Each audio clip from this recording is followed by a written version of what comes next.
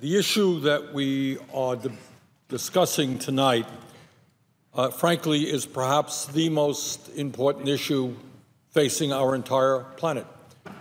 And the issue has everything to do with whether or not we are going to leave a habitable planet for our kids and our grandchildren. And I want to thank the Senate Climate Action Task Force, led by Senator Boxer, Senator Whitehouse, Senator Heinrich, and others, for helping to bring us down here tonight to discuss this issue. And while it goes without saying that Senator Inhofe and many of us hold very, very different points of view regarding global warming, I want to congratulate him for having the courage to come down here and defend his point of view. That's what democracy is about. I think he's wrong, but I'm glad that he is here.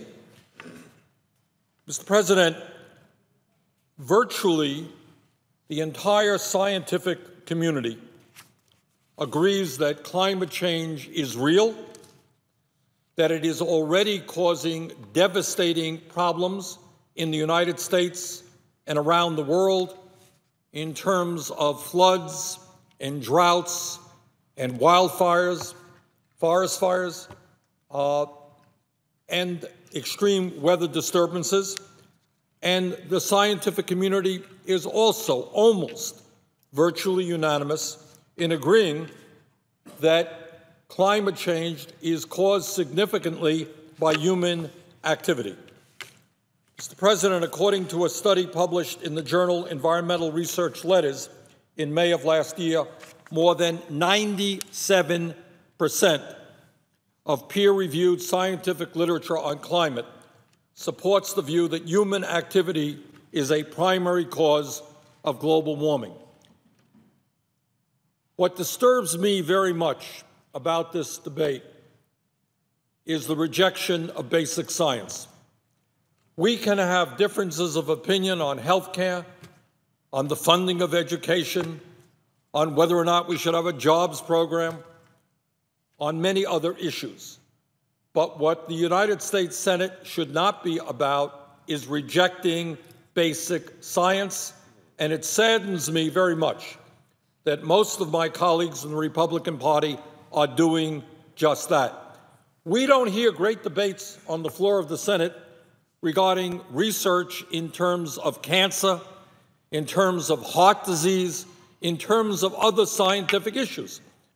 But for whatever reasons, and I happen to believe those reasons have a lot to do with the power of the coal industry, of the oil industry, of the fossil fuel industry, we're suddenly seeing a great debate on an issue that the overwhelming majority of scientists agree on, and that is climate change is real. It is caused by human activity. Mr. President, 2012 was the second worst year on record in the United States for extreme weather, and across the globe, the 10 warmest years on record have all occurred since 1998. The global annual average temperature has increased by more than 1.5 degrees Fahrenheit between 1880 and 2012. Just last month, the White House released the National Climate Assessment, emphasizing that global warming is already happening and warning, and people should hear this, warning that global warming could exceed 10 degrees Fahrenheit in the United States by the end of this century. 10 degrees Fahrenheit. That is extraordinary. And if that, in fact, happens, if we don't summon up the courage to transform our energy system, the damage done by that severity of increase in temperature will be huge. Mr. President, also last month, scientists reported that a large section of the West Antarctica ice sheet is falling apart and that its continued melting is now unstoppable. Bloomberg reported on the 1st of June that Australia hit new heat records in May. The 24-month period ending in April 2014 was the hottest on record for any two-year period, and the 24-month period ending with May 2014 is expected to exceed that. But it's not just Australia. It is my home state of Vermont.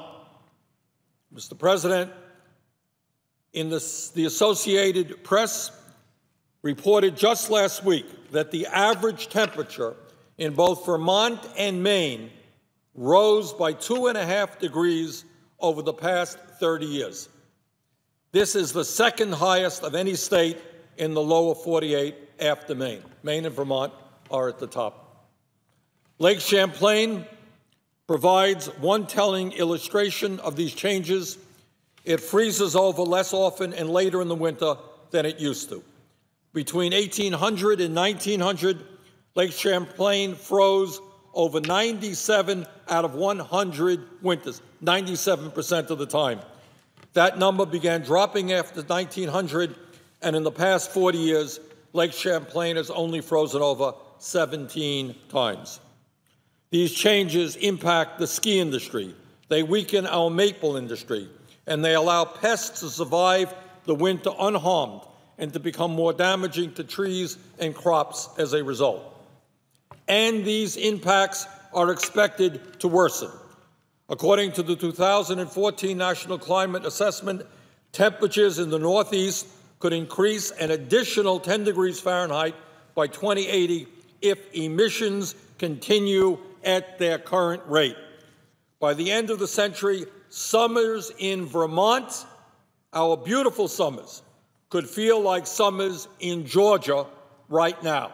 And I love the state of Georgia. It's a great state. But the state of Vermont would prefer to have our summers the way they have been, not Georgia's. The thing is, these new proposed carbon pollution standards are actually quite modest. Mr. President, it is clear to me that if we listen to the scientific community, what they are telling us is there is a small window of opportunity, and it would be rather extraordinary for us to look our kids and our grandchildren in the eye and to say, you know what, we rejected the science and we let this planet become less and less habitable for you and your kids. We have a moral responsibility not to do that. It seems clear to me what we should be doing, and I think the scientific community is in agreement. First, we need to aggressively expand energy efficiency all over this country.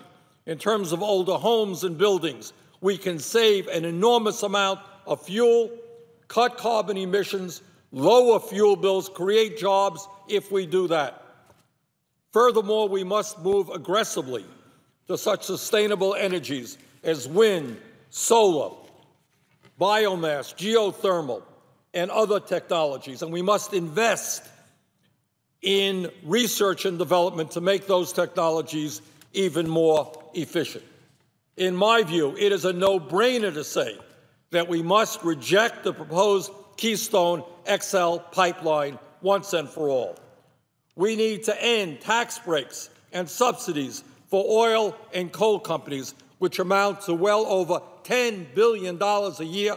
We should not be subsidizing those companies that are helping to destroy our planet. Finally, we need to price carbon through a carbon tax or some other approach so that the real cost of burning carbon are reflected in the price. And I'm very proud that Senator Barbara Boxer, chairperson of the Environmental Committee, and I introduced such legislation last year. Bottom line is, Mr. President, we are in a pivotal moment in history. This Congress has got to act. It has to act boldly. And when we do that, when we cut greenhouse gas emissions, when we transform our energy system, we can save many people money on their fuel bills.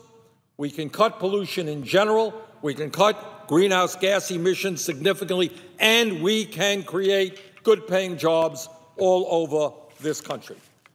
Bottom line here is we cannot afford to reject basic science. We have to listen to what the scientific community is saying.